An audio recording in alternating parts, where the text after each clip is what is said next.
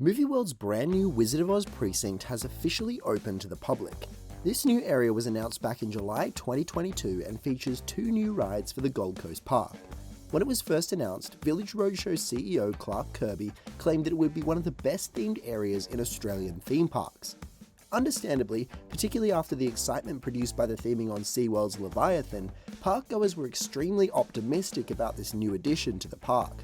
And while the reception to some aspects of the land has been good, there have been some points of critique since the land's opening back in December. So how does the Wizard of Oz precinct stack up? If you ask me, not very well. In fact, in this video, I'm going to break down why the Wizard of Oz precinct, at least in the form that it exists today, was a mistake that has left Movie World in a tricky position when it comes to guest satisfaction and their ongoing theme park war with Dreamworld. Let's talk about why Movie World has screwed up big time.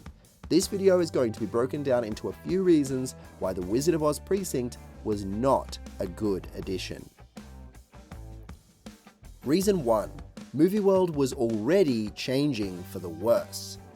At the end of the 2010s, Village Roadshow Theme Parks, the company that owns Movie World, SeaWorld, Wet n Wild and all of the other associated properties, was in a very good position when it comes to the Gold Coast theme park industry. They had become clearly the dominant force on the Gold Coast, both due to their own investments, such as Australia's first hypercoaster, and due to Dreamworld taking severe hits to their reputation, their lineup of attractions, and their finances in response to the Thunder River Rapids incident. For a time, it seemed possible that Village Roadshow could essentially take a complete monopoly over the Gold Coast parks, as it looked like Dreamworld were going to struggle to remain afloat. Their next investment was a huge new addition to SeaWorld, with 3 new rides going to the park, including Australia's first new wooden coaster since 1985. However, a few things happened all at once that suddenly flipped Village Roadshow's operations on their head. In 2020, private equity firm BGH Capital entered negotiations to acquire Village Roadshow in its entirety, not only the theme park operations, but also the cinema branch of the company as well. Unfortunately, these negotiations coincided with the outbreak of the COVID-19 pandemic. In response to the pandemic, theme parks were largely closed for extended periods of time and would later operate at reduced capacities, while there was also significant restructuring in the movie industry, with public cinema screenings being limited and restrictions being placed on film production to comply with pandemic regulations. The sudden uncertainty in both of Village Roadshow's major industries caused the value of the offer to almost halve. While the Sydney Morning Herald reported in December 2019 that an offer from another private equity firm had valued Village Roadshow at almost $1 billion, the deal with BGH Capital went through in December 2020 for only $586 million. Since surviving through the pandemic, Village Roadshow is still on a recovery path after taking significant financial hits as the entertainment industry struggled through 2 years of restrictions. On the theme parks front, Leviathan at SeaWorld was delayed by around 2 years due to construction delays and shipping issues related to the pandemic. Village Roadshow's first years under new ownership would be shaky at best, as they tried to financially recover from an unprecedented low period. This period of time would also see the departure of CEO Greg Yong, who would go on to take the CEO position at Village Roadshow's direct competitor, Dreamworld, who had also begun a rebuild despite facing significant COVID-related downturn. After Leviathan was finally set to open in late 2022, Village Roadshow turned their attention to their next investment, the Wizard of Oz precinct. However, there were early signs that this development process had not gone to plan. One of those signs was that an identical Vekoma roller coaster to one of the models planned for the Wizard of Oz suddenly popped up at a lower budget theme park near Melbourne, much to everyone's surprise. While this is merely speculation, it is thought that this coaster was manufactured for Movie World and that the Gold Coast Park had hesitated and delayed the project, leaving the coaster up for grabs at a cheap price for Gumbaya World. Whether or not this was true, Village Roadshow did seem shaken by the significant delays related to the opening of Leviathan, but they still firmly believed that their next investment could restore visitor numbers to their other signature park. Meanwhile, at Dreamworld, Greg Yong took the reins in mid-2021, and the rebuild of the park began with Steel Taipan later that year, a huge new roller coaster that gave the park a new look and a new signature attraction.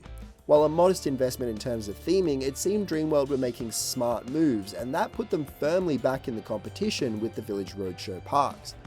When Leviathan struggled at its opening, it was suddenly Village Roadshow who were back in the headlines for the wrong reasons, letting Dreamworld off the hook for just a moment in the public eye. Wizard of Oz would need to restore Movie World's reputation as the best park on the coast.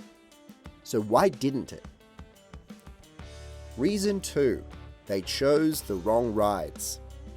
While the concept of a highly themed family area to add to Movie World sounded like a good idea on the surface, the choices of rides for that area were flawed in a number of significant ways. Initially, I actually thought the decision was quite good, as Movie World does lack major family-friendly attractions. They have Roadrunner Roller Coaster, Justice League, and Junior Driving School, but if your child is too scared for Scooby-Doo Spooky Coaster or Wild West Falls, that's really all there is for them. And let's be honest, none of them are particularly excellent rides. So the addition of a family-focused area sounded like a good move to me. But as soon as you analyze the choices of rides any closer, you'll see that they were not the right picks for what Movie World wanted from this area. Let's talk about why these two coasters from Vekoma were the wrong choices, starting with the more obviously flawed choice, Flight of the Wicked Witch. Flight of the Wicked Witch is a very common model from Vekoma known as the SFC, or Suspended Family Coaster. It's basically the family-friendly version of their suspended or inverted roller coaster models, and they're extremely popular installations around the world. But they do serve a very specific purpose. They tend to do okay as a signature family coaster at a smaller park like Gumbaya World, or as a smaller family attraction at a big park, just something to break up the crowds a little bit. What they're not good at is being signature family rides at large theme parks. Let's talk about why. The most obvious reason is this ride's capacity. The SFC is not capable of running any more than one train. That's because the station actually doubles as the final brake run. It's a smart design that saves on space and makes the ride model more accessible for small parks who don't have a lot of money or land to work with. The problem with this for Movie World is that they're trying to use it as one of their signature family coasters, and it just doesn't have the supply to meet the demand. On Vekoma's website, they say that this model of SFC, if you operate it as efficiently as you possibly can, is capable of 720 riders per hour maximum. For comparison, Scooby-Doo Spooky Coaster, which consistently still had the longest lines in the park when it was operating, is capable of 1,000 riders per hour. The other problem with one-train operations on a major ride at a park like Movie World, though, is that it drastically affects guest satisfaction. At a smaller park, or if the ride is operating as a less popular attraction with lower demand, slower operations are less of a concern, since the lines aren't that long anyway. When you have high demand, it pays to have more than one train because guests in line will see the ride in almost constant motion, meaning even if there is a delay or a particularly long queue, they have more patience because they know that the line is still moving. I saw firsthand that this patience did not exist among the general public for Flight of the Wicked Witch. Okay, but Kansas Twister has 2 tracks, and therefore 2 trains, so surely it's a better choice of ride, right? Well, yes, while Kansas Twister is slightly more suited for purpose when it comes to throughput and capacity, it doesn't escape the second major issue with both of these coasters. Remember what CEO Clark Kirby promised that the Land of Oz would be? One of the most beautifully themed areas in Australian theme parks. But the problem with both of these coaster models from Vekoma is that they are simply too short. The Family Boomerang model is actually even less designed for the market of ride that Movie World were looking for because it offers very little in terms of track length and duration. Each side of Kansas Twister is just 225 meters long. For comparison, that's only 40 meters longer than Buzzsaw at Dreamworld was. Again, these coasters are designed for 2 purposes: smaller parks and as secondary attractions. They are not intended to be family headliners. This complaint is going to be biggest for Flight of the Wicked Witch, and I guarantee there are already Google reviews complaining about how short it is because those slow operations and long queue times will leave people incredibly frustrated when they find that the ride is less than a minute long. Hopefully Kansas Twister's higher efficiency might save them from some of those complaints. But more importantly, the short rides didn't give Movie World the opportunity to do what they intended to do with these rides from the very beginning, which was to theme them. It's extremely hard to give any sort of narrative coherence or immersiveness to a ride with such limited scope in terms of its actual layout. In some senses, Movie World really did all they could, and it still falls desperately short of being, quote, one of the most beautifully themed lands in Australian theme parks. I mean, Kansas Twister is shorter than Roadrunner, and Flight of the Wicked Witch is only longer than it by about 100 meters. Choosing these rides for this highly immersive area was like saying you're going to paint The Last Supper and then buying a sticky note for a canvas. You don't have enough room to even attempt to make it look as impressive as it should be. Movie World have ended up with an unnecessary number of middle-of-the-range family coasters. They now have 4 if you count both sides of Kansas Twister. It's just not necessary, and it's not fit for the purpose of the land that they were advertising. They really missed an opportunity to go for a dark ride, or maybe one larger family coaster instead of 2 smaller ones. They could have gone with something like Big Bear Mountain from Vekoma, or maybe something like Gold Rush at Drayton Manor from Intamin.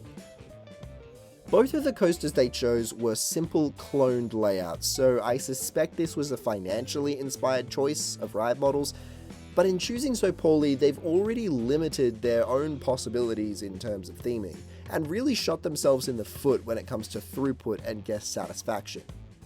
But let's move on to what they did accomplish with the theming, and why that's another reason that they've really messed up. Reason 3, they didn't give Picoplay what they needed. The theming of the Wizard of Oz precinct was done by an Australian company called Picoplay. They're based in Nerang, and they've become a global leader in themed attraction design. In Australia, they've done work on the new Bluey's World attraction in Brisbane, the Ocean Parade, Steel Taipan and Rivertown expansions at Dreamworld, TNT at Kumbaya World, and on theming expansions for other attractions like Currumbin Wildlife Sanctuary and Ripley's Believe It or Not in Surfers Paradise. But they've even expanded beyond Australian shores to work on some absolutely huge projects. They were involved in 4 of the 7 zones of Universal Studios Singapore, the Dragon's Spell Dark Ride at VinWonders Phu Quoc, and many more immersively themed attractions around Asia. They've quickly become an industry leader, and they're a very well-respected company for theming, so Movie World made the right choice turning to them for this heavily themed land. But there's a saying that you get what you pay for.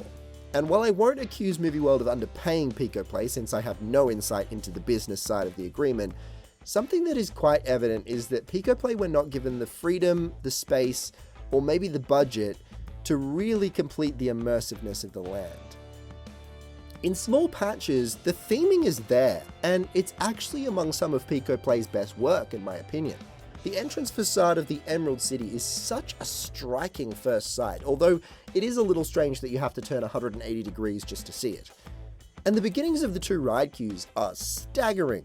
I'd say based on those queue entrances alone, they would be the best themed rides in Australia. The Poppyfield and Haunted Forest rooms on the entrance to Flight of the Wicked Witch were absolutely jaw-dropping. There was also some merit to the ride stations, which are not as immersive but still aesthetically great from the outside with some nice touches to them. But you might notice a difference between what Picoplay did at Movie World and what they did at Dreamworld or Universal Singapore. From every angle, Rivertown looks perfect. There are very few gaps in the theme and storytelling that take you out of the immersion. Once you enter through that archway, you're in Rivertown. It's not perfect, and you'll hear more of my thoughts in a review later, but it's a very well executed themed land. The Wizard of Oz precinct doesn't hit those same notes. Those few nice touches and beautifully designed pieces of theming are sparse and interspersed with chain link fences, clear views to backstage areas, drainage, and plain concrete.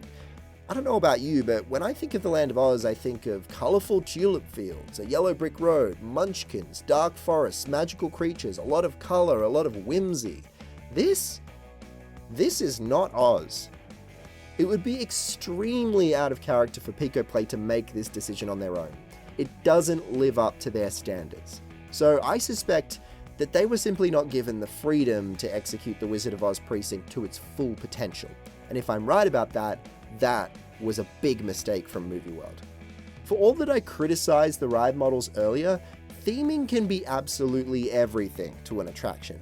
It can make mundane and mediocre rides much more engaging and interesting. You could make a great land out of a mid-attraction if you themed it well enough. For example, the low capacity of the SFC might have been less of a problem if the queue was immersive and interactive from start to finish. If guests are engaged with what they're seeing in the queue, the time in line will go faster for them. And at risk of repeating myself, Movie World told us that this land was all about the beautiful theming. So cheaping out on the rides I can understand, but cheaping out on the theming is unforgivable. I think comparing Rivertown and Wizard of Oz tells you all that you need to know. PicoPlay did the theming for two projects that opened at basically the same time. One is intricate, detailed, brilliantly executed. The other has only patches of quality, and some parts of the land can barely be described as themed at all. It's the same company doing the theming. PicoPlay are not to blame here. Really, it's a bit of a sign of this Six Flags phase that Movie World seem to be in, that they've seemingly placed so little emphasis on theming in a land that they advertised as being a themed land. Now, if you asked me what was going through the heads of Movie World managers and executives when they approached opening day back in December, I think I can point to another problem as well. And it all has to do with that other PicoPlay project, because the way Movie World behaved when it came to opening their new rides was a serious red flag. Reason 4, they got scared of Dreamworld. If you remember in the intro, I mentioned that when the COVID pandemic hit, Dreamworld were lagging far behind their competition on the Gold Coast. I also mentioned that shortly after the private equity takeover of Village Roadshow, CEO Greg Yong moved over to become Dreamworld's CEO. Well, things have changed drastically since then. Dreamworld is on a rebuilding trajectory that can only be described as impressive. Rivertown, their latest edition, has been a smash hit. They're already working on their next project with a reimagining of the Claw, and while it's still rebuilding and finding replacements for all the classic attractions that it lost towards the end of the 2010s, it's quickly becoming a much more complete and impressive park. The change in fortunes at Kumara has been a real testament to the work of Greg Yong and his entire team at Dreamworld. As for Movie World, I think they've noticed this, and I think they're getting a little concerned. Considering that Village Roadshow theme parks held such a stranglehold on park attendances just a few short years ago, I think they've begun to panic over the fact that through the course of the COVID pandemic, they've begun to struggle financially and have quickly seen Dreamworld catch up with them in terms of popularity with just a few wise investments. And when it came down to the feud of summer 2024 between Rivertown and the Wizard of Oz, they let that nervousness get the better of them. On December 17th, Dreamworld soft opened the attractions at Rivertown. For those who aren't familiar, a soft opening is generally an unannounced opening to the public where guests are invited to try the new rides with the full disclosure that the attraction's not yet finished and therefore there may be technical glitches, closures, and incomplete theming elements. Guests are warned that they may not get to experience the attraction as it's fully intended, it may close down if there are technical issues that need to be ironed out, and it may not open consistently if they'd like to keep working behind the scenes. But it's a valuable thing for a park to do because it gives them a chance to rehearse their operating procedures, iron out any kinks with the land that they didn't notice before, and also get a little bit of guest feedback. At the time that Rivertown soft opened, no announcements had been made in regards to the Wizard of Oz. In fact, little was known about its progress overall, since the land is quite separate from the rest of the park, making it very difficult for anyone to gain photographs or footage that could suggest what stage of construction they were up to. But suddenly, Movie World did something absolutely bizarre. On the evening of December 19th, after the park had already closed for the day, Movie World announced through their social media that the Wizard of Oz precinct was opening on December 20th, the very next day. This was not a soft opening, this was the official opening, including an opening ceremony, and it was happening in a matter of hours from that announcement. This was a really strange move for a number of reasons. Not to hold a soft opening could just be a matter of choice, and Movie World may have preferred other methods of practicing their ride operating procedures. But announcing the official opening about 15 hours beforehand was strange. Surely the park would want to build hype. Surely they would want a blockbuster crowd for opening day so that they would have a grand event to celebrate the new opening and spread word of mouth quickly as possible. From a business standpoint, it made absolutely no sense to announce the official opening with such short notice. Or perhaps there was a reason. Through its 3 days of soft openings up to that point, Rivertown was getting very positive feedback about its theming in particular. My suspicion is that Movie World got spooked once the pressure was back on them. Dreamworld were almost ready. They had time for a week of rehearsals, and the rehearsals were going as smooth as butter with great word of mouth, meaning that they'd likely have a great turnout once they announced their official opening date. Suddenly, it was all eyes on Movie World. When is your new land opening? And is it going to be as good as this one? I think someone behind the scenes panicked, and they reflexively pulled the trigger on opening the land in a desperate attempt to salvage some pre-Christmas crowd numbers, having quickly become aware that Dreamworld had them on the ropes in this particular battle. I can't see any other explanation for such short notice and suddenness about an official opening. From almost every perspective, it simply doesn't make any sense to do that. It gives you no preparation time, no soft opening, no time for word of mouth to spread so that guests can plan to come to the grand opening. The only reason that I can see why Movie World would announce an official opening so suddenly and with such short notice is sheer, utter panic that they were going to miss out on the big Christmas crowds if they didn't get Oz's name out there just as quickly as Dreamworld were putting Rivertowns out there. But I think Dreamworld is not the only reason that Movie World were flustered over the timing of their opening. Reason 5, they missed their ideal opening window. On November 21st, Wicked opened in cinemas. I suspect that this highly anticipated film is part of the reason that Movie World chose The Wizard of Oz as the theme for their new land. While the adaptation of the stage musical is actually a Universal property, so Movie World doesn't have the rights to those specific versions of the characters or indeed any of the songs, they could certainly still benefit from renewed interest in the Oz universe that Wicked would generate. Development on the Wizard of Oz precinct began in early 2023, and perhaps Movie World's slow pace with construction came back to bite them here. Maybe they didn't really anticipate the cultural impact that Wicked would have, or maybe they never intended to open in time to capitalize on Wicked's hype, but either way, I think that was their next mistake. By the time the precinct opened on December 20th, Wicked had left most cinemas. It was released for digital download on January 6th, renewing interest again slightly, but the craze for Wicked on social media had died down, and Movie World had missed the bandwagon.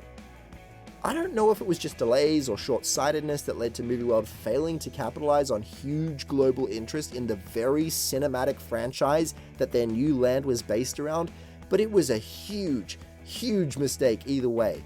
Glinda and Wicked Witch meetups alone would have probably brought huge numbers to the park during Wicked's run in cinemas. The precinct opened in an awkward window when interest in Wicked and The Wizard of Oz was probably at its lowest in about a month, as the film transitioned out of cinemas and towards digital streaming. Of course, there is a second part coming in 2025, but to have missed the chance to coincide the land's opening with Wicked being in cinemas was a huge marketing misfire. But even with the extra time that they took, which came back to bite them, there was one last problem. It wasn't ready. Reason 6, even though they opened late, it wasn't ready. Getting a new attraction or land at a theme park absolutely right is always a big challenge, and many theme parks bigger and better than Movie World have gotten it wrong before. Choosing the right ride models, executing the theming perfectly, designing the necessary infrastructure, keeping it on schedule, and marketing it effectively, it's all a very difficult and complex operation, and it's very easy for me to critique all of that from the comfort of behind my keyboard. But there are some things so fundamental to theme park design that there is simply no excuse to get them wrong. Things like including bins, shade, and seating. You know, common sense facilities for park guests to use. Oh no. When the Wizard of Oz precinct opened, and still to this day, there is a complete lack of bins, a complete lack of seating, And concerningly for a Gold Coast summer, a complete lack of shade.